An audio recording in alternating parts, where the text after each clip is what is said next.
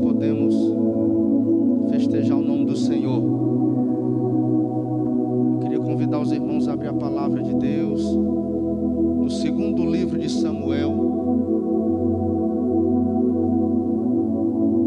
Segundo livro de Samuel, capítulo 23. Enquanto os irmãos buscam, eu quero externar minha gratidão ao Senhor pelos irmãos que nos visitam. A irmã Edila, a irmã Sara, a irmã Silvia, estão aqui do lado, à minha direita. Moram aqui nos Leirões mesmo, né, irmã Silvia? Estou muito feliz com a presença de vocês aqui. E também o Ricardo, a Crislane, a Karina e a Luciene, que é da família do irmão André. Estão ali atrás, né? Lá do Horizonte. Glória a Jesus, estou muito feliz. E a família do irmão Zé também, do Arroz. Muito me alegro de ver o irmão Marcelo aqui. Todos vocês, o irmão Zé, a família do Senhor. A irmã Leila está ali atrás também. Faz assim, irmã Leila. Glória a Jesus pela sua vida. Estou muito feliz. Me sinto muito honrado com a presença de vocês aqui. Segundo livro de Samuel, capítulo de número 23. Vamos ler o versículo de número 11 e o versículo 12. Dois versículos apenas. Quero ser muito breve hoje. Hoje nós iremos dar as bênçãos matrimoniais do irmão André e da irmã Dora, que casaram na sexta-feira. E vou ser muito breve para que nós podemos celebrar esse momento tão importante para eles e para a nossa vida também. 2 Samuel capítulo 23, versículo 11 ao 12 diz assim: E depois desse foi Samar, o filho de Ager, o Ararita, e os filisteus haviam se reunido, se agrupado, se ajuntado em Lei, onde havia um pequeno terreno, um pequeno campo cheio de lentilhas, e toda Israel fugira por conta dos filisteus. Porém ele, Samar, se colocou no meio daquele terreno e defendeu e matou e feriu os filisteus, e o Senhor deu uma grande vitória naquele dia. Diga assim comigo: Samar lutou, defendeu, e Deus deu uma grande vitória naquele dia. Você pode se assentar em nome de Jesus.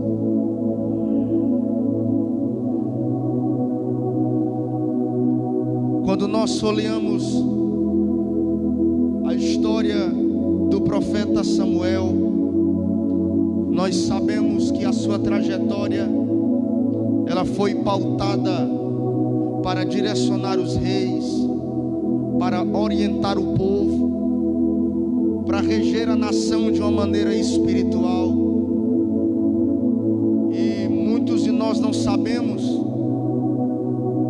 quando folheamos a 2 Samuel capítulo 23, está pautada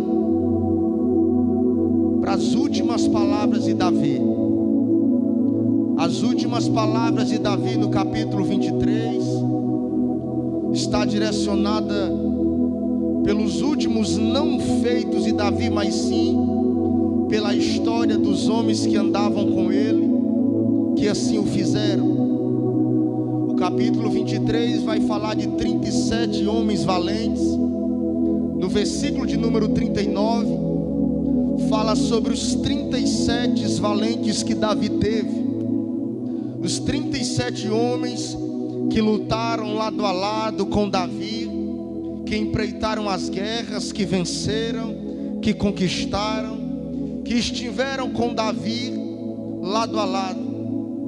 O capítulo 23 de 2 Samuel está falando dos homens que lutaram, foram leais a Davi, foram leais ao chamado que Davi havia recebido. E a Bíblia até destaca o nome de alguns. O versículo 8 fala de Josebe Bassebete, que foi um dos valentes.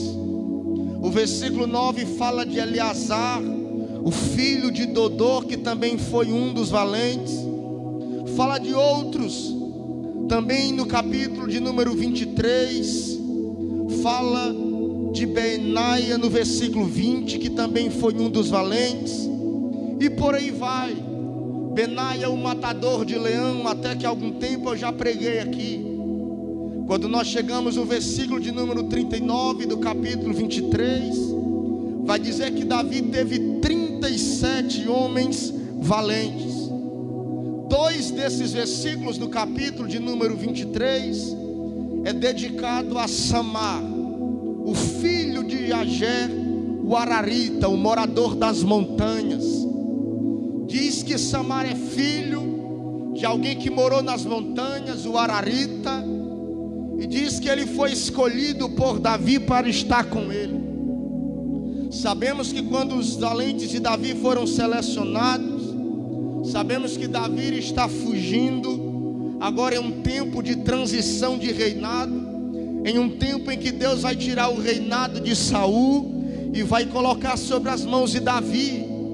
E é aí que Deus coloca sobre os ombros de Davi a responsabilidade de agrupar homens endividados, homens que são os desertores dos seus exércitos, homens que são fugitivos, homens que têm dívidas. E é aí que Davi se agrupa com essa classe de homens dentro da caverna de Adulão, e diz que ali Davi vai formar um exército. Davi vai formar um grupo de homens fugitivos, de homens endividados, de homens desertores, e diz que Davi vai formar um exército para servir a Deus, para cumprir o propósito de Deus na terra. E diz que em meio a homens que ninguém queria estar perto, homens violentos, homicidas, assassinos, foi assim que Davi formou o seu exército. Quando nós estudamos sobre a caverna de Adulão, nós sabemos que a caverna representa o lugar onde Davi traz para si aquilo que ninguém mais queria por perto. E nós sabemos que na caverna de Adulão é onde começa a se manifestar a figura de Jesus em Davi. Davi representa Cristo, Davi representa o Messias, Davi representa o Filho de Deus.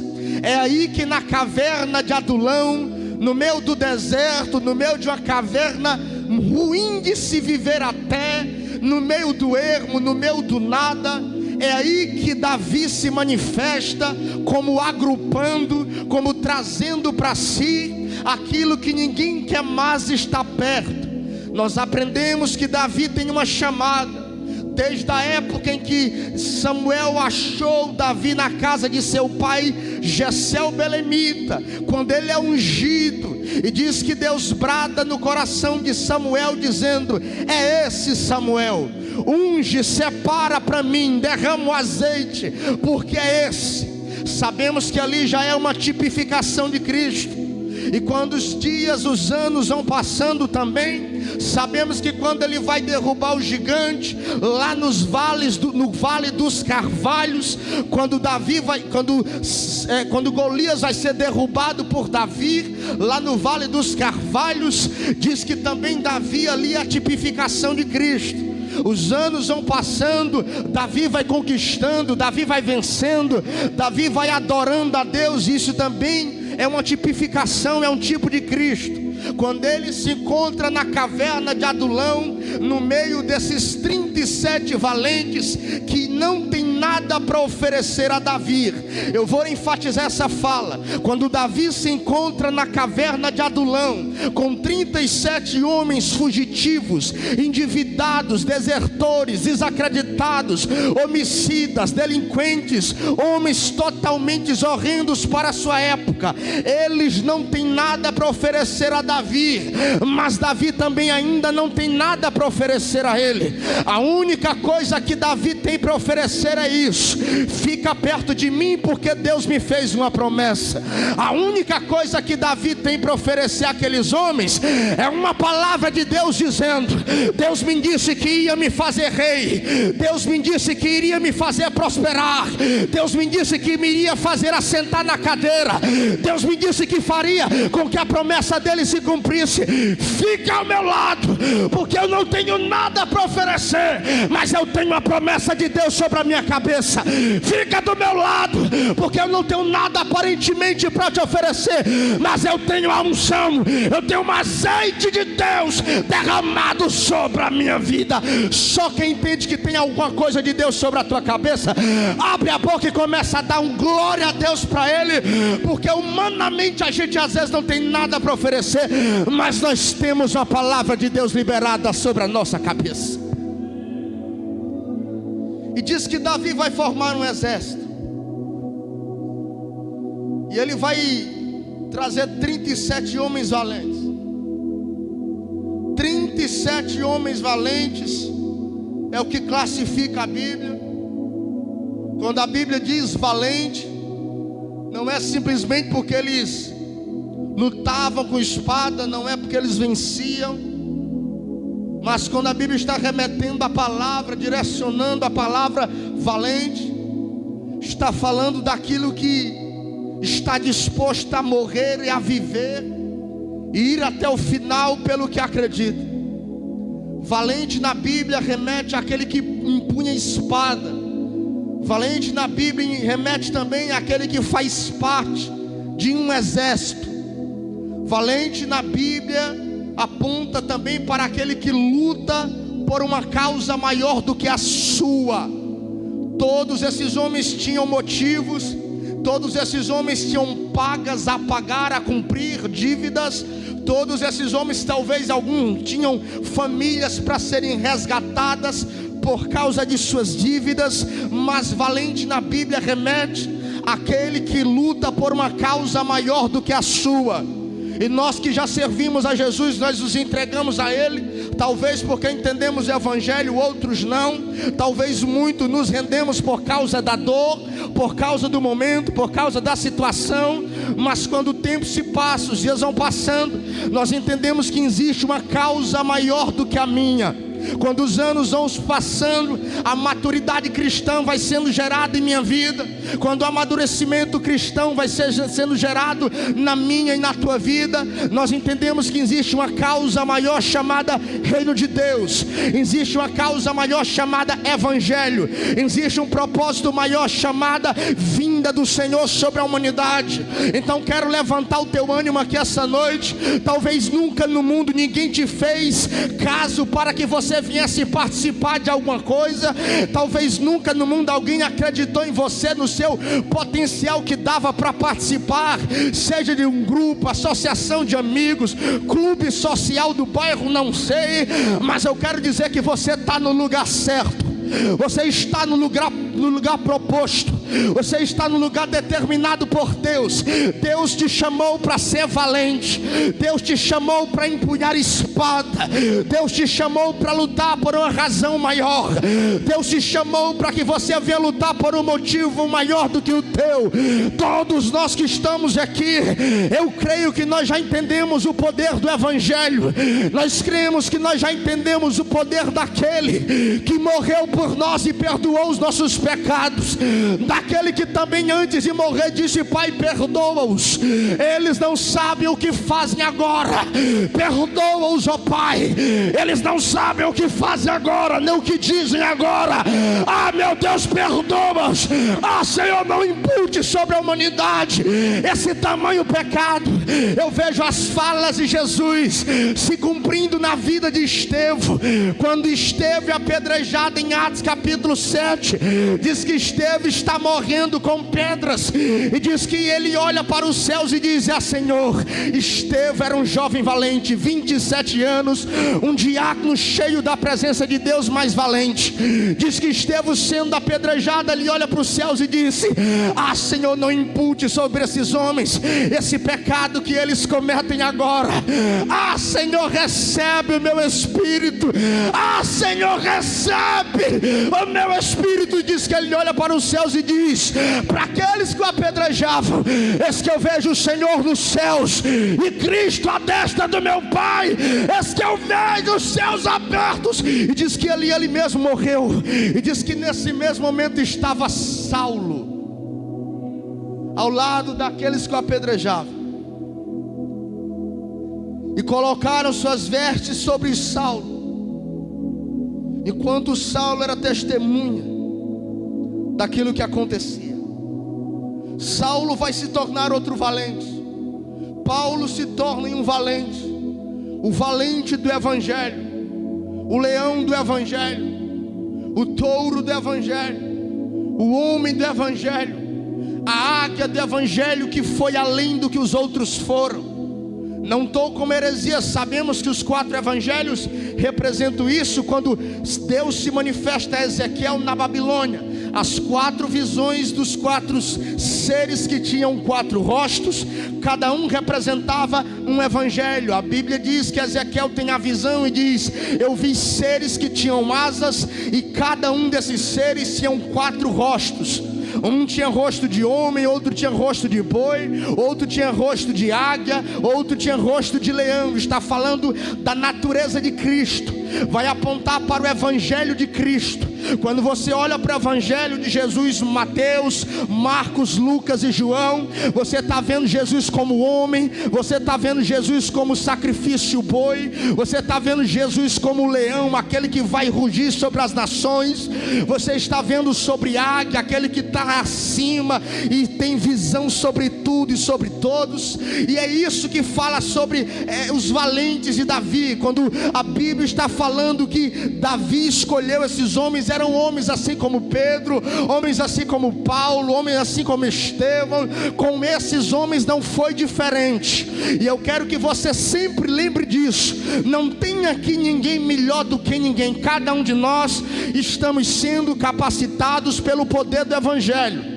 Então aqui não tem ninguém melhor do que ninguém. Cada um de nós, Davi nos chamou para a caverna de Adulão porque nós tínhamos dívidas a pagar. Nós éramos fugitivos do pecado. Nós lutávamos para o pecado não nos dominar, como ainda fazemos. Ei, eu quero dizer para você que Davi ainda chama. Davi ainda está em busca dos valentes para empunhar espada. E eu não sei qual a luta que você tem travado, ou Deus quer propor para você travar, mas eu quero dizer que Davi te chama. Talvez você seja José Abibacebede do versículo 8, talvez você seja do versículo 9, Eleazar, talvez você seja Samar, talvez você seja Benaia, não sei, mas eu quero dizer que todos os valentes tiveram suas cooperações para o reino de Deus.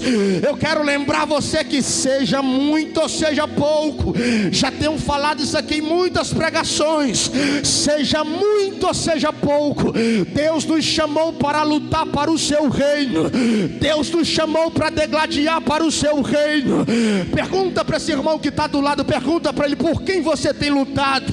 Pergunta para ele por quem você tem lutado. Ei, é noite de você empunhar a espada aqui essa noite e dizer: a minha causa é a causa do Evangelho, a minha luta é a luta do Evangelho. Deus te chamou para ser valente. E quando nós olhamos para a história de Samar, nós vemos que ele está em uma época de guerra, uma época de luta. E diz que existe uma horta, um campo de lentilha, uma lavoura de lentilha, um campo. Não sabemos quantos hectares de terra tem esse campo. Não sabemos as dimensões, a largura quadrada desse campo. Mas isso simplesmente que Samar ficou no meio do campo, pegou a espada e lutou sozinho contra os filisteus. O 12 vai dizer que Deus o deu um grande livramento. Em outra tradução está dizendo que Deus lhe deu uma grande vitória. E só Deus pode nos dar a vitória certa. Só Ele pode nos dar a vitória.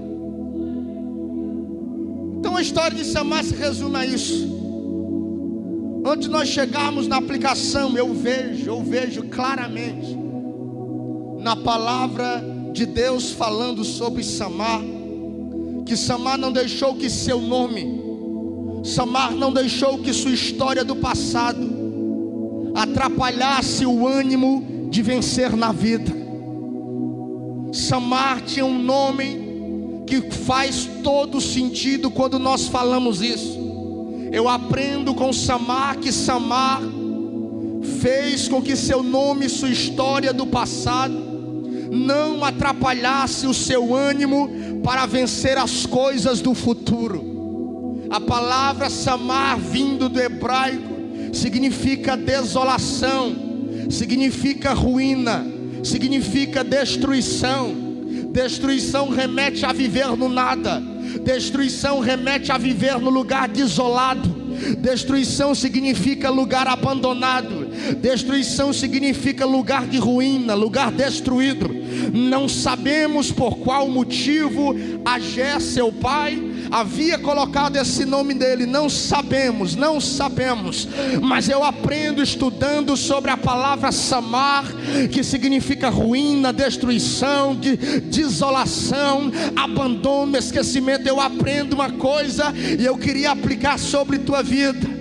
Que assim como Samar que não se importou com o seu nome, que assim como Samar que não se importou com a sua história que aconteceu lá atrás, e a sua má história, a história dos seus antepassados, o nome que ele carregava não foi o suficiente para roubar o ânimo, para que ele pudesse vencer as coisas do futuro. Ei, levante a mão para cima, por favor, a mão direita.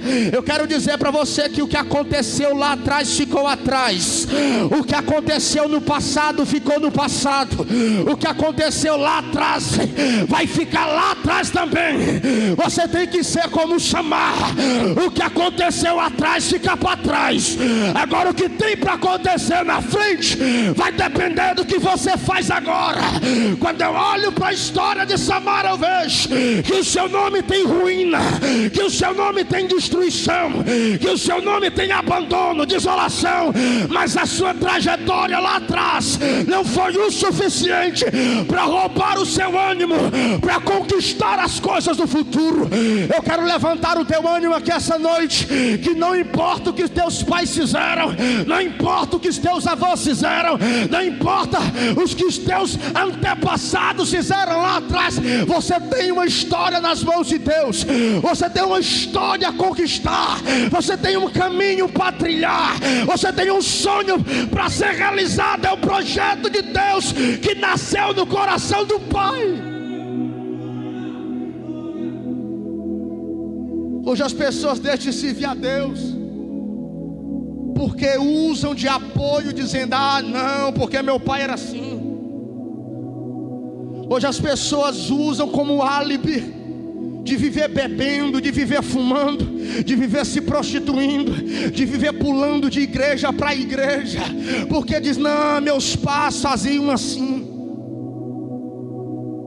Samar, ele age diferente. Para o seu pai ter colocado esse nome nele, alguma coisa aconteceu lá atrás. Diga assim comigo: comigo. Diga assim, diga: comigo aconteceram lá atrás muitas coisas, mas eu creio, diga, eu creio que coisas maiores tem para acontecer mais na frente. Quem crê nessa palavra? Eu creio que coisas maiores têm para acontecer mais na frente.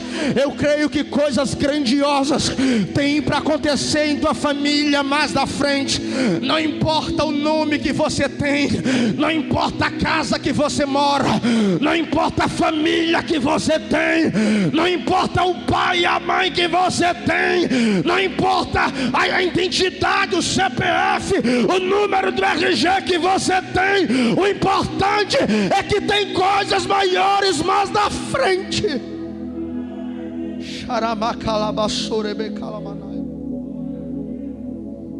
Samar não se deixou influenciar. Samar não deixou com que seu futuro fosse destruído pelaquilo que aconteceu no passado. Samar não deixou de acreditar no seu futuro pelaquilo que ficou lá atrás. Para um judeu dar um nome a um filho, todo nome tinha um significado. Aconteceu alguma coisa aconteceu, mas Samar está dizendo: o que aconteceu ficou para trás, o que aconteceu não me importa mais. Samar está dizendo: o que aconteceu lá atrás ficou. Eu vou viver ao hoje, eu vou viver o agora. Eu vou viver ao lado de Davi, que representa Cristo. Eu vou viver ao lado daquele que acreditou em mim. Bata no peito, bata, bata. Eu vou viver ao lado daquele que acreditou em mim. Em muitos de nós, eu tiro para esse aqui que vos fala, tiro por mim, não acreditavam em mim, não dava nada. Às vezes até penso, conversando com meu paizinho, com a minha mãezinha, ele diz: filho, é verdade, teve época que a gente pensou que não dava mais. É verdade, filho, teve época que a gente não estava mais com condições de arcar com todos os teus gastos. Mas eu louvo a Deus porque Davi me trouxe para perto dele. Ei, você tem que entender uma coisa: o que para trás ficou, o importante é que Davi te chamou para perto. E se você está aqui essa noite, você está mais perto do reino de Deus do que você já esteve lá atrás. Ei, meu irmão, você tem 1000 motivos para não retroceder, porque você já está mais perto do céu do que você já esteve lá atrás. Você está vivendo melhor agora do que você já viveu antes de você estar na caverna de Adulão e na companhia de Davi. Você está melhor hoje do que viveu lá atrás. Eu estou melhor hoje do que eu vivia lá atrás. Eu vejo nesse texto que as grandes oportunidades da vida serão sempre para aqueles que permanecerem no campo de batalha. As grandes oportunidades da vida, Mauri, serão para aqueles que permanecerem no campo de batalha. A Bíblia vai dizer no versículo 11, leia o 11 comigo, diz assim, ó: e depois desse foi Samar, o filho de Ager, o Ararita, e os filisteus se reuniram em Lei, na terra de Lei, onde havia um pequeno terreno de lentilhas, e Israel, e os homens e o povo fugiu por medo dos filisteus. A segunda aplicação e lição que eu aprendo é que as grandes oportunidades na vida serão para aqueles que permanecerem no campo de batalha. A Bíblia diz que todos os soldados fugiram. A Bíblia diz que Israel meteu o pé, como diz o cearense. A Bíblia diz que os homens que ali lutavam, irmão Zé, meteram o pé, foram embora, fugiram com medo. Mas diz que um prevaleceu, mas diz que um continuou. E as grandes oportunidades na vida, irmão Beto, serão para aqueles que permanecerem no campo de batalha. E aí eu quero dizer para você que não é tempo de desistir, não é tempo de abandonar o campo de lentilha, não é tempo de retroceder, não é tempo de ir embora, não é tempo de abandonar o escudo, não é tempo de soltar a lança, não é tempo de soltar a espada, não é tempo de quebrar o arco, não é tempo de tirar a couraça, não é tempo de tirar o capacete, não é tempo de desamarrar as sandálias, não é tempo de tirar as caneleiras, não é tempo de tirar o cinto, ei, não é tempo de tirar o brasão, ei, é tempo de continuar no campo de batalha. As grandes oportunidades na vida serão para aqueles que continuarem lutando. Se você está lutando aqui até essa noite, Deus vai criar uma situação, Deus vai mover os céus e a terra, Deus vai mover as águas, Deus vai transformar a água em vinho. Ei, mas só não abandone o campo de batalha.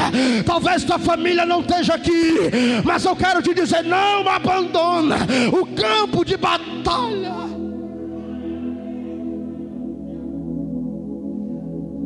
ficou só um. Ficou só um. Quem foi que contou a história para Samuel, para Natã, para Gade? 2ª e 1ª Samuel são escritos por esses 3 profetas: Gade, Natã e Samuel.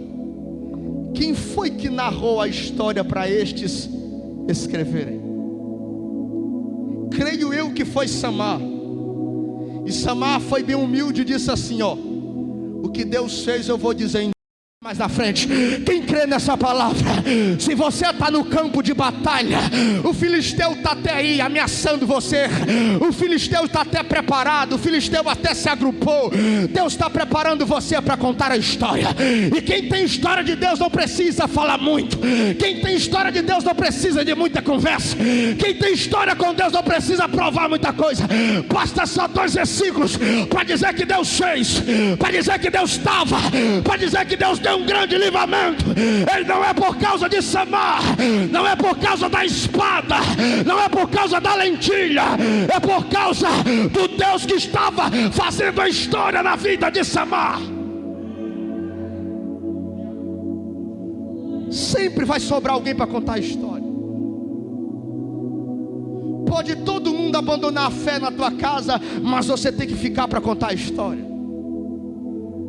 Pode qualquer um se corromper, pastor, a mocidade, os jovens não querem buscar Deus, pastor, mas você não vai se corromper para contar a história.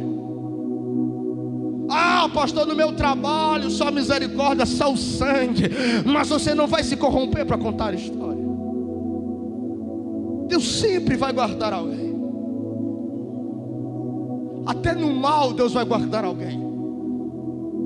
Você lembra em 2 Reis, quando o profeta Eliseu, agora é o profeta da nação, em Samaria, e diz que Elias já foi elevado aos céus no meio de um redemoinho, e diz que agora ele está andando, e diz que aparece um número expressivo de jovens, mais de 40 jovens, e diz que eles gritam assim com o profeta: sobe calvo, sobe calvo, sobe careca, sobe careca. Não tem problema nenhum dizer que alguém é calvo, dizer que é careca. O que a Bíblia quer nos ensinar é que eles estavam faltando com respeito ao profeta. As brincadeiras da época eram assim: quando um profeta passava em uma rua, os jovens, as crianças admiravam o profeta, admiravam o bordão, o cajado do profeta, olhavam as vestes, as túnicas do profeta, era assim.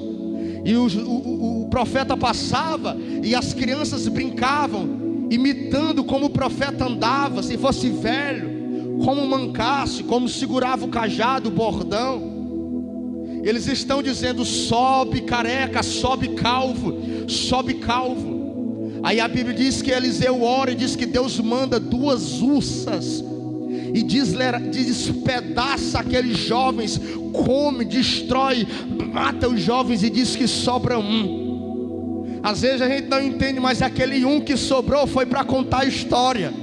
Aquele um que sobrou foi para dizer: não podemos brincar com o profeta, não podemos desacreditar que ele é profeta, não podemos desvalecer a voz profética, não podemos diminuir a voz profética. Ei, eu quero dizer que sempre vai sobrar alguém para contar a história. Quantos de nós não conhecemos testemunhos? Eu conheço muito, que alguém que foi fazer um assalto, na hora de meter a parada, como diz no mundo, diz que o revólver bateu o catolé, mataram um aqui que estava aqui, mataram outro. Aí alguém escapou, depois aceitou Jesus.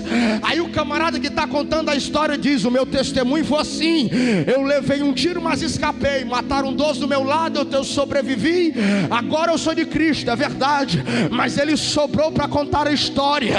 Então eu quero que você tome posse dessa palavra. Até quando as coisas ruins acontecerem em tua vida, Deus vai separar alguém para contar a história. Até quando as coisas más acontecerem na tua vida, Deus vai guardar alguém para contar a história. E nos momentos bons, Deus vai guardar alguém para contar a história. Segunda lição é que Samar aproveitou as oportunidades no campo de batalha. As grandes oportunidades da vida serão sempre para aqueles que permanecerem no campo de batalha. O texto vai dizer que todo Israel fugiu, mas Samar continuou no lugar da guerra. E Deus usou alguém no lugar da guerra. Não é porque a minha família tem guerra, não é porque o meu casamento tem problema, não é porque os filhos dão trabalho, não é porque o desemprego alcançou a esposa, alcançou o marido, não é porque está faltando tudo, não é porque a vida sentimental não é mais a mesma coisa, não é porque o meu casamento se tornou uma guerra, que eu vou abandonar o meu campo de lentilha. As grandes oportunidades e os grandes milagres que Deus fez no campo de batalha. Nós só podemos contar para alguém que o meu casamento foi restaurado se eu permanecer no campo de batalha. Eu só poderei dizer a um jovem que ele tem condições de servir a Deus, se você que é jovem aqui conseguir permanecer nos caminhos do Senhor, muitas das vezes abrindo mão dos seus sonhos. É aí que você vai ter autoridade para dizer a um jovem, dizendo: você pode, porque eu também consegui e estou conseguindo. Não é porque a guerra está acontecendo nas finanças, não é porque o trabalho não está tão dando certo como eu planejei, que eu vou abandonar tudo, eu vou vender o que eu tenho, eu vou abandonar os meus projetos. Não, as grandes oportunidades que Deus deu, Ele deu no campo de batalha. Eu não sei para que eu estou liberando isso, mas se o trabalho não está dando certo, se os negócios não estão dando certo, é no campo de batalha que Deus vai usar Samar. É no campo de batalha que Deus vai mostrar que em 2 versículos Ele pode fazer uma grande história. Ah, tu não está entendendo. É no campo de batalha, é no negócio quase falindo. Alguém um dia me procurou no primeiro ano que eu cheguei aqui e me levou na casa dele para orar em uma caldeira, para que eu pudesse abençoar uma caldeira. Ele trabalhava com castanha, ele não congrega mais aqui. Aí eu orei pedindo para que Deus lhe desse condições a ele de pagar a caldeira. Aí eu orei, Deus prosperou, ele saiu da igreja, tudo bem. Mas tempos atrás ele me procurou, encontrei ele lá no Choró. Ele disse: ei pastor, nunca me esqueço daquela oração que o senhor fez abençoando, para que Deus viesse me dar condições para pagar a caldeira. Aí ele mandou olhar lá naquela praça ali da Matriz, dizendo: está vendo aquela saveiro? Eu comprei com o dinheiro da caldeira. Deus tem me abençoado. Então quero dizer para você, levante a mão se você crê que eu sou homem de Deus. Deus vai fazer grandes coisas em 2 tempos. Deus vai fazer grandes coisas em 2 versículos. Ele não abandona o campo de batalha, não abandona esse negócio, não abandona esse casamento, não abandona esse projeto, não abandona essa faculdade, não abandona esse filho, não abandona esse propósito de oração, não abandona essa leitura da palavra, não abandona esse joelho no chão, não abandona esse jejum, não abandona esse projeto, não abandona esse campo de lentilha. Deus vai te fazer prosperar, irmão Beto.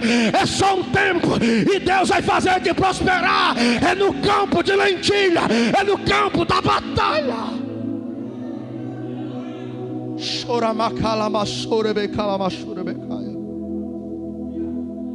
Eu aprendo que todas as vezes que eu desisto, eu perco as grandes oportunidades da vida. Todas as vezes que eu desisto, eu me lanço em uma nova oportunidade que talvez surja. Todas as vezes que eu permaneço, eu ainda estou lutando na primeira oportunidade que foi me dada. Ou nós nos lançamos desistindo da promessa, ou nós nos lançamos ao vento por uma promessa que ainda nem sabemos. Você já observou que o que inculca a cabeça da gente quando a gente vai fazer um exegese do texto, A exegese é a pesquisa e depois a interpretação. Aí nós vamos fazer uma exegese para depois poder aplicar, que é a homilética, que é isso aqui, pregar. Nós não sabemos de quem é esse campo. O campo não é de Samar. Ele resolveu lutar, ficou no campo. Estava no meio da guerra, todo mundo fugiu. Ele disse: eu vou ficar. Não é? Tem situações na nossa vida que a gente não sabe por que fica. A gente não sabe por que está. Quando a gente olha para cima, irmão, a gente vê Eleazar, que lutou com uma espada, e ele feriu os filisteus. E a Bíblia diz no versículo número 10, para você entender o 11, que Eleazar matou tanto filisteu naquele dia, que a espada ficou agarrada na mão dele, e a mão dele ficou agarrada na espada. Flávio Joséfo, o criador daquele livro História dos Hebreus, diz que o sangue escorreu pela lâmina da espada e depois grudou na mão de Eleazar, do versículo 10, e diz que a lâmina, o punho da espada agarrou na mão, colou com sangue, e o sangue segurou a espada não soltou a mão não soltou a espada. E muitas das vezes os que nos sustentam, mesmo a gente não tendo mais força, a Bíblia diz que o braço dele cansou, mas a espada ficou agarrada na mão e a mão ficou agarrada na espada. Às vezes os que sustentam a gente, irmão, quase todas as vezes, ou se não todas as vezes, essa palavra que está agarrada na nossa mão e nós não conseguimos mais soltar a espada. Eu não sei porque que Samar disse: eu vou ficar. Mas tem situações que nossa vida não é eu que fico, é Deus que me sustenta nela por um propósito que eu ainda não entendo. Você pensa que Samar quis ficar por conta própria? Penso eu que não. Penso eu que Deus disse dos céus: é valente, é servo de Davi, é filho de Ageu, Ararita, que mora nas montanhas. Eu vou cumprir uma história sobre a vida dele. Eu vou cumprir minha vontade na vida dele. Tem luta que eu luto não é porque eu quero. O campo de lentilha, a horta nem é minha, mas eu não consigo sair da horta. Penso até que vou morrer no campo, penso até que vou morrer na lavoura, mas Deus não me deixa sair dela. E tem situações que crentes passam aqui essa noite. Por isso que Deus me deu essa palavra. Deus manda dizer para você que não é tempo de sair pela sua própria vontade, porque você não tem força nem para sair. É tempo de começar a se preparar para a guerra, porque é nesse lugar em que você está sozinho, é nesse lugar que você não tem ninguém por você, é nessa luta que você esperava que alguém te ajudasse, é nesse momento que você esperava uma ligação de WhatsApp, uma mensagem, é nesse tempo que você esperava uma palavra de conforto, uma palavra amiga, e não aparece nada. É nesse deserto, é nesse campo, é nessa lavoura, é nessa horta que Deus está dizendo: você está nela, é porque eu te sustento. Não era nem para você estar aí, mas eu vou te abençoar e fazer de você a pessoa melhor nessa situação difícil que você está vivendo. Porque tem situações, irmãos, que eu venço, eu não ganho nada. Eu só ganho maturidade. Não tem luta que a gente ganha, a gente não ganha nada físico. Só que a Bíblia diz que depois dessa vitória, ele ganhou mais renome com Davi. Davi representa Cristo. E o que é que nós queremos nessa vida, irmão? É ganhar aqui ou ganhar renome com Davi? Ele guardou a lavoura, o campo, a horta e não ganhou nada. mas a Bíblia diz que ele foi um dos maiores, um dos principais. Então quero lembrar você que tem coisas que você vai lutar na vida, que você vai dizer, poxa, não ganhei nada, mas você está se tornando uma pessoa mais forte, você está se tornando uma pessoa melhor, você está se tornando uma pessoa mais preparada, você está se tornando uma pessoa mais forte para vencer e ajudar quem precisa mais na frente. Ah, irmão, quantas pessoas não chegam na igreja, irmão? A gente ajuda, tenta fazer do que pode, do que não pode. Aí às vezes abandona tudo, sai falando mal. Fala mal da Ubetel, fala mal do pastor Valtinho, de mim, da Josi. Fala mal dos obreiros, da igreja. Aí eu digo para Josi, poxa Josi, o que foi que a gente ganhou? E ela muito saiba disso. Tu não percebe que a gente tem crescido? Nem sempre eu vou ganhar em número de pessoas. Nem sempre resultado de vitórias vai ser a igreja lotada. Mas vai ser um quadro de obreiros preparados, um obreiro, um pastor melhor, um louvor, quem está em cima no altar melhor, uma igreja mais alimentada, mais sarada. Nem sempre eu vencerei em números, mas quase todas as vezes eu vencerei em espiritualidade, em crescimento, em maturidade cristã. Eu me tornarei uma pessoa mais forte. Terceira lição que nós aprendemos nesse texto é que nem sempre está sozinho, que nem sempre quando eu estiver só é sinal de derrota ou sinal de fraqueza. Diga-se comigo, eu posso até estar só, mas não é porque eu estou fraco. Diga, não é porque eu estou fraco, e não é porque eu fui derrotado.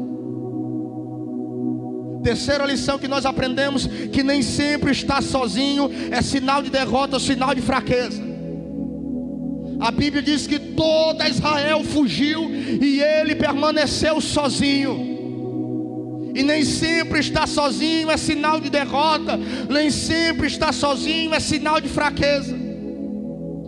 A Bíblia diz em Êxodo capítulo 3, quem lembra da história, diz que tem um homem sozinho com 80 anos de idade, e diz que ele vai se encontrar com Deus pela primeira vez, em uma sarça queimando que não se consome. Pela primeira vez ele está no deserto, por detrás das montanhas, cuidando das ovelhas e seu sogro Jetro. Êxodo capítulo 3, sozinho. Então não é porque eu estou sozinho que eu estou fraco ou derrotado, não. Sozinho, a maioria das vezes, é uma oportunidade que Deus cria para se manifestar a vida daquele que tem chamada. E a Bíblia vai dizer em Apocalipse capítulo 1 que existe também um homem com 85 anos de idade.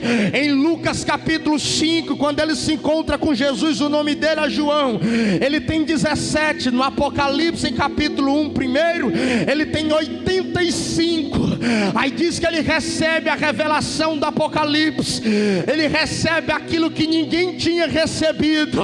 Então não é porque eu estou só que Deus não vai falar comigo. Ele recebeu aquilo que ninguém havia recebido. A Bíblia vai dizer em 1 Reis capítulo 19 que o leão dos profetas, o profeta Elias, está dentro de uma caverna e ele quer se encontrar com Deus. Diz que vem o vento, Deus não está no vento. Diz que vem um terremoto, Deus não está no terremoto. Veio o fogo, Deus também não está no fogo. Mas diz que de repente, quando eu me acalmei, eu escutei uma voz suave e delicada, e Deus estava no meio da voz. Eu quero lembrar você que Deus é a voz que fala contigo no silêncio. Eu quero lembrar você que Deus é a voz que fala contigo no secreto. Ele não é porque eu estou só que já me venceram, não é porque eu estou abandonado que eu já fui derrotado. Não, todas as vezes em que eu estiver sozinho, em todas as vezes que Deus preparar um momento para você estar sozinho, é um momento de crescimento, é um momento de consagração, e Deus vai se manifestar para você. Quem crê nessa palavra que Deus está se manifestando na tua vida? A Bíblia vai dizer em Gênesis 16 que uma mulher chamada Agar fugiu de sua casa grávida, gestante, e diz que ela vai para o deserto, e diz que no meio do deserto o anjo do Senhor apareceu, e diz que Deus fala com ela dizendo: Agar, por que tu foge de tua senhora? Volta para tua casa, fica submissa a ela. Ei, o filho que está no teu ventre, Agar, eu tenho um propósito, vou fazer dele um homem grande. Aí diz que Agar vai voltando para a casa de Sarai, e Agar vai dizendo assim nos últimos versículos de Gênesis 16: tu és o Senhor, é o Roi, é o Deus que me vê. Tu és o Senhor, é o Roi, é o Deus que tudo vê. Só quem crê que tu serve o Deus que tudo vê, o Deus que contempla a tua luta, o Deus que contempla o teu futuro, é o El Roi, está aqui essa noite. O Deus que tudo vê. Você pode até estar no deserto, mas o El Roi está se manifestando nele. Oh, glória. A quarta lição que nós aprendemos é que Samar se colocou no meio do terreno, e Samar não optou ou não escolheu lutar pelos lados, lutar pelas beiradas. Diga assim comigo para você entender: eu tenho que lutar. Diga, eu tenho que lutar é pelo meio, e não pelos cantos. Diga, e não pelos cantos, não pelas beiradas. A Bíblia é bem enfática quando diz que ele se colocou no meio do campo, versículo 12, e se pôs no meio daquele terreno. Quarta lição que nós aprendemos: que Samar, ele se colocou no meio do campo, no meio do terreno, para lutar, e ele não escolheu o lado mais fácil, ficar pelas beiradas, ficar pelos cantos. Ele se colocou no meio da batalha, dando-se a entender que ia lutar até a última hora. Samar, quando fica sozinho no campo, ele está dizendo: eu vou lutar até a última hora. Quem estava no meio do campo não dava para fugir para frente, fugir para trás, fugir para a direita, fugir para a esquerda, não dava. Quando ele se coloca no campo, no meio, ele está dizendo: faça comigo o que Deus quiser. Eu estou aqui para lutar, para defender o que Deus colocou para me defender. Eu estou aqui para lutar até meu último fôlego, até meu último suspiro. É no meio desse campo, seja o que Deus quiser. Ele está dizendo assim: seja morto ou seja vivo, eu vou ficar no meio desse campo até o final. Samar está dizendo: se é Deus que me colocou aqui, eu vou lutar por esse campo. Se é Deus que me colocou nesse lugar, eu vou ficar no meio. Eu não vou lutar pelas beiradas, eu não vou lutar pelo canto, eu vou lutar no meio. Eu quero que todos vejam o que vai acontecer na minha vida nesse campo. Eu vou enfatizar isso: eu quero que todos vejam o que vai acontecer na minha vida nesse lugar. Eu quero que todos vejam o que vai acontecer com a minha vida aqui hoje. Eu quero que todos vejam o que vai acontecer aqui nesse campo, nesse lugar. Ele não está lutando pelas beiradas. E nós como pai, nós como mãe, nós como homens e mulheres de Deus, nós temos que assumir a nossa posição. Nós temos que ficar no centro. Nós temos que lutar com unhas e dentes. Nós temos que prevalecer no centro. Ei, o mundo está olhando é para Samar. O mundo está olhando é para nós. O mundo está olhando é para a igreja. O mundo não está olhando, não é para os filisteus. Filisteu já é condenado, filisteu já é sentenciado. O mundo está olhando é para Samar, é para a igreja. Aonde é que nós estamos? Você está no meio ou você está nas beiradas? E tem gente, irmão, que ele não quer lutar. Tem gente que ele diz que serve a Deus. Tem gente que está dizendo que está na guerra do Evangelho. Tem gente que diz que está na luta do reino de Deus, mas ele quer só lutar pelas beiradas. Porque se o filisteu apertar mais um pouquinho, ele já está no limite das beiradas, dos cantos. Eles colocam um pé para fora e saem. O crente que luta pelas beiradas, irmãos, é aquele que não quer se expor, é aquele que não quer participar de nada. O crente que luta pelos cantos, diferente de Samar, é aquele que não quer se arriscar, mas também é aquele que nunca vai fazer história. O crente que luta pelas beiradas, o crente que luta pelos cantos, é aquele que qualquer coisa abandona o casamento.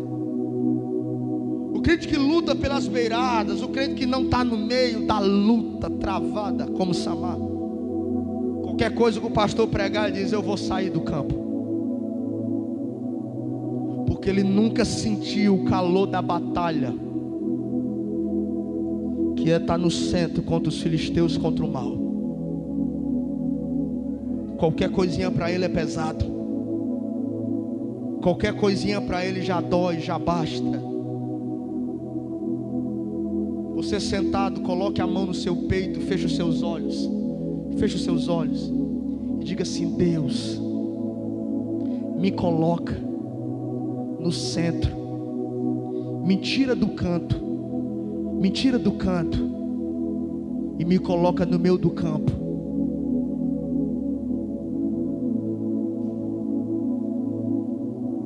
Você não pode ser aquele que luta pelos cantos, pelas beiradas, pelos limites. Se o pastor conversar um assunto mais, se o pastor entrar muito, opa, eu saio. Aquele que luta pelos cantos, qualquer coisinha ele está saindo, porque a luta não é dele. Ele está só olhando ali. Se Samar vencer, eu corro para perto dele, para todo mundo ver que foi nós que vencemos. Mas Deus sabe quem tem lutado e quem não tem lutado. Deus sabe se é você que quer abandonar o casamento e fica botando culpa no teu marido. Deus sabe se você que é um filho rebelde e fica botando culpa no teu pai e na tua mãe. Levante a mão para cima e diga assim: meu Deus, me ajuda a assumir o meu papel na minha família e no reino de Deus. O crente que vive pelas beiradas, pelos cantos, ele fica botando culpa nos outros. Ele fica olhando para Samar dizendo: ah, se Samar perder, eu não estava lá com ele, eu estou vivo. Mas se Samar ganhar, eu fico perto dele. Esteja perto da sua família, não abandone a sua família, irmão. Seja no pior momento, é sua família. Seja no melhor momento, esteja com a sua família. Essa igreja aqui pode passar um momento ruim, esteja nela. E os momentos bons que a gente vive, vai viver e vivemos, permaneça nela. Não abandone a igreja por causa de pregação, porque o pastor fala uma coisa: ah, foi para mim não, porque o irmão não me deu a paz do Senhor, não recebi a atenção que eu merecia. Não, você é Samar, você é valente de Davi. Deus te chamou para lutar, foi no meio e não pelas beiradas. Você não é crente fraco, você é crente forte. Quinta lição que nós aprendemos é que Samar não defendeu o pedaço de terra, irmão. Fica de pé. É que Samar, com a Bíblia aberta na mão, Samar não defendeu o pedaço de terra, pensando nas lentilhas que ele tinha. Samar defendeu a horta, a lavoura, o campo, por causa da terra. E o que representa essa terra aqui, pastor? Representa a minha família, representa os meus sonhos, representa o meu coração. Essa terra representa o evangelho. Essa terra representa tudo que eu quero aplicar.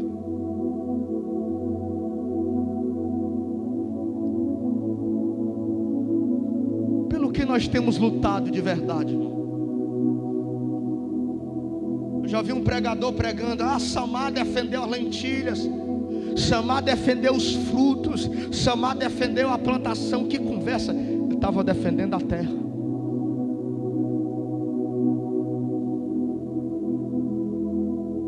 Diferente da vinha de Nabote, que Acabe queria aradar a terra, arrancar a raiz dos vinhedos, da vide, para fazer uma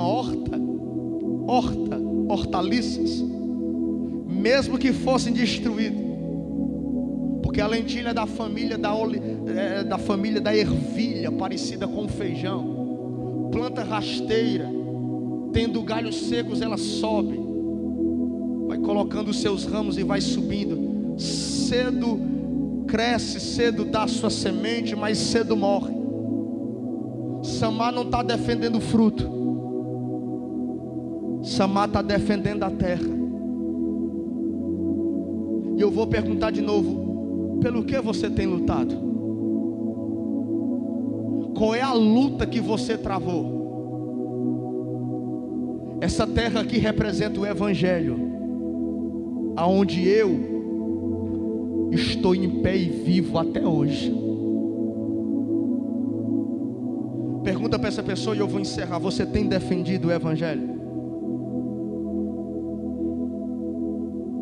Agostinho de Hipona dizia que um dos principais jeitos de defender o Evangelho, sabe qual é? É viver o Evangelho. E as pessoas não olharem para mim dizendo: esse não vive. Eu não sei escândalo para o Evangelho.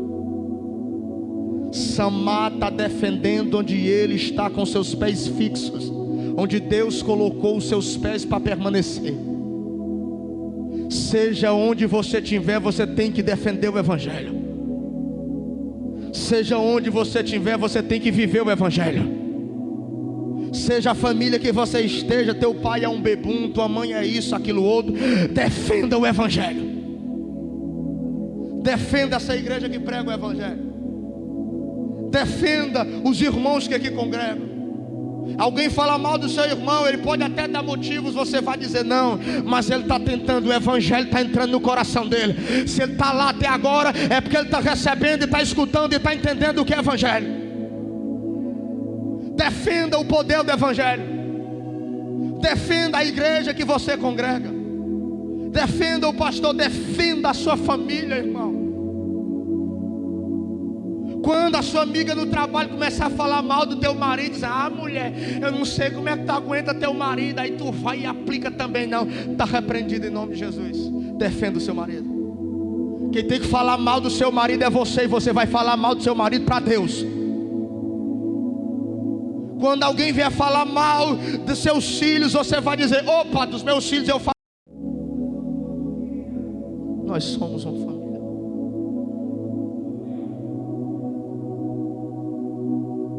A última lição e eu paro. Samar ficou sozinho, mas antes de vencer os filisteus, ele venceu o medo. Coloca a Bíblia no assento e a mão no peito, e eu encerro.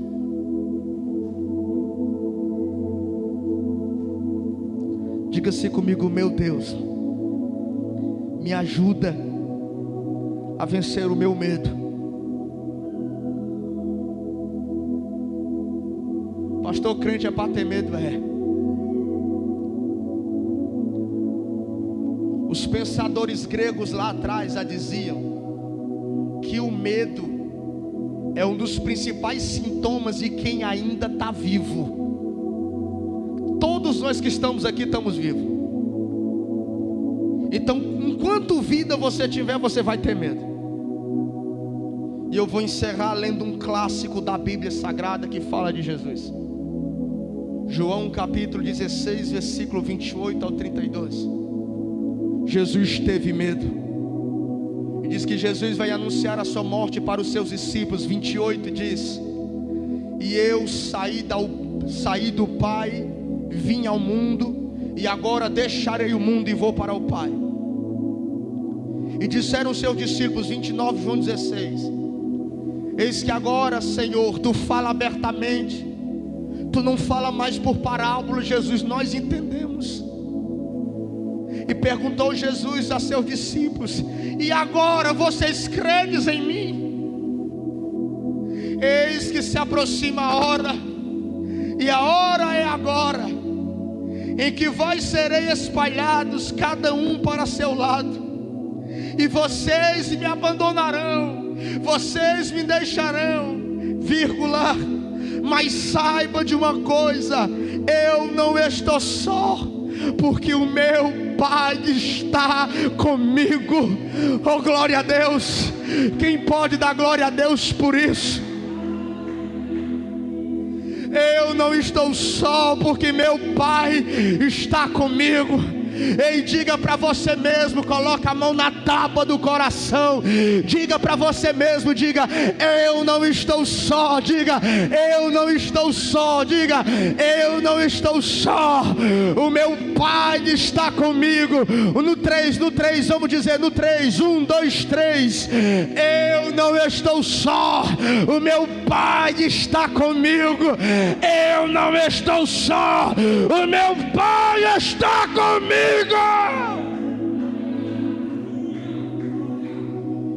Pode todos me abandonarem, João 16, versículo 32. Eis que a hora se aproxima, e é já, e é agora, em que vocês me abandonarão e me deixarão só, em que vocês serão dispersos, espalhados, o pastor vai ser ferido, as ovelhas se dispersarão, vírgula, mas saiba de uma coisa: eu não estou só, porque meu Pai está comigo. Quando a depressão vier, você vai dizer: não estou só, porque meu Pai está comigo. A ansiedade, essa desgraça, o mal dessa época, você vai dizer: ansiedade, eu não estou só, porque meu Pai está comigo. A enfermidade bater, você vai dizer: eu não tenho só, porque meu Pai está comigo. O desemprego, eu não estou só, porque o meu Pai está comigo. Samar, antes de vencer os filisteus, ele venceu o seu próprio medo. Como é que eu venço meus medos, pastor? Você nunca vai vencer. Você vai viver nas mãos de Deus, e você vai dizer: Deus, aqui estou, tu sabe os meus erros, os meus sonhos, as minhas fraquezas, emoções, sentimentos, falhas, acertos. Você lembra do Salmo de número 3, quando Davi está fugindo de Absalão, e ele foge, ele diz: eu me deitei e dormi, porque o Senhor me fazia repousar, e o Senhor também me fazia levantar pela manhã. Isso é ter medo, mas descansar nos braços do Senhor, e saber que da mesma forma que Ele te dá o acalento para dormir, Ele também pode te dar o renovo para te fazer despertar pela manhã. Ei, você nunca vencerá os seus medos, mas o conselho desse jovem pastor que te dá é: repousa nas mãos de Deus, entrega até o caminho do Senhor, confia nele, deleita-te nele, e Ele acrescentará os desejos do teu coração. Tem alguém aqui essa noite que quer se entregar a Ele? Tem, para nós orarmos?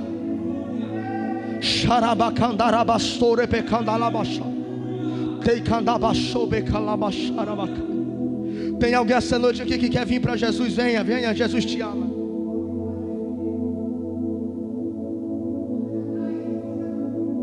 Feche os teus olhos, vamos fazer uma pequena oração. Feche teus olhos, coloca a mão no peito. Senhor, eu te peço que o Senhor derrame, Senhor, sobre o teu povo aquilo que o Senhor derramou sobre Samar: a garra, a perseverança, a valentia, a coragem de defender os nossos filhos do sistema desse mundo, de defender, Senhor, a nossa família, orando com guerras espirituais. Senhor, nos dê essa força de nunca soltar a espada, ainda que nós venhamos perder as lentilhas, que é o material, o campo nós não perderemos. Nos ajuda, Deus, a prevalecer, a permanecer. Nós queremos, Senhor, lutar pelo que é nosso. Não nos deixe fraquejar, desistir. Senhor, nós precisamos da tua ajuda e do teu auxílio. Senhor, nos ajuda a defender a nossa fé com unhas e dentes, a sermos bons apologetas, a dizer simples que Jesus salva, batiza e leva para o céu. Não precisa de muito entendimento bíblico, mas sim dizer que Jesus é o mesmo ontem, hoje e sempre será eternamente. Ajuda-nos, Senhor, a ser como Samar, que teve uma história grande, mas em 2 tempos, em 2 versículos, o Senhor nos ensinou o que era depender de Deus. Nos ajuda, Senhor. Seja conosco nessa noite de domingo, nessa segunda que se aproxima nessa semana. Eu te peço, Pai, em nome de Jesus, eu te agradeço. Amém, amém, graças a Deus. Aplauda Jesus, aplauda.